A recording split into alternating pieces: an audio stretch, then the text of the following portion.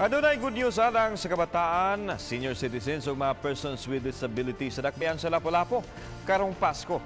Sunod-sunod nga pinaskuhan alang sa mga bata ang gitagana sa city government diin nauna na ang Children Christmas Party nga gitambungan sa 5,000 ka mga bata sa Upsdome. Gawas nini maka-experience usab sila sa tinuig nga kidilan karong Pasko. Unahon ni noon ang sa Olango Island ug inig kahuman dinha na pod sa mainland. 10,000 ka mga bata ang makadawat og pinaskuhan. Samtang, dili magpauwahi ang mga senior citizens o PWD. Madawat na nila ang cash assistance karong Domingo, Disyembre 9. 4,000 pesos ang madawat sa mga senior citizens o 3,500 usab ang madawat nga pinaskuhan sa mga PWD.